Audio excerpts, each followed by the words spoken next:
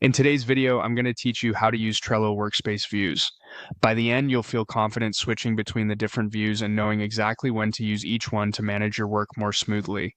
Start by opening Trello and heading to your Workspace home. From there, click into the board you want to explore.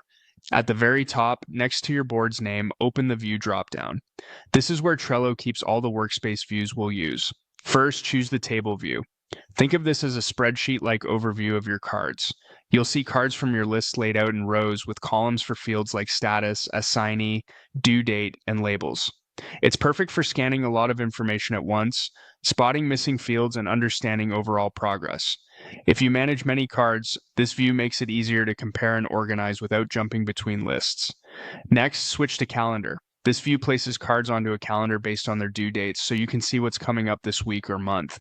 It's great for planning deadlines and balancing workloads over time. If a card has a due date, it will appear here automatically, which helps you quickly identify crowded days and adjust plans accordingly.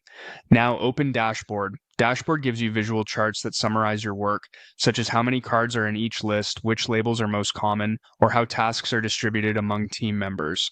It's ideal for quick status updates and conversations about priorities. Because it relies on the data in your cards, keeping fields like members, labels, and due dates up to date will make these insights more accurate. Switch over to Timeline. Timeline shows cards across a chronological schedule, letting you understand how work overlaps across days or weeks.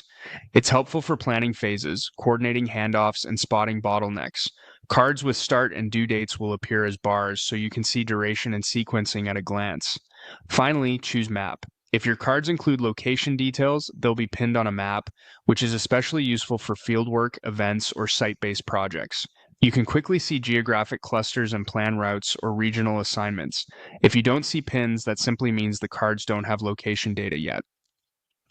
A quick note, availability of certain views can depend on your plan, and filters you apply in one view may carry over to others, so keep an eye on any active filters. That's the tour. You've just navigated from home into a board, opened the view dropdown, and explored table, calendar, dashboard, timeline, and map. Use the view that best matches the question you're trying to answer, and you'll stay organized and focused. Thanks for watching.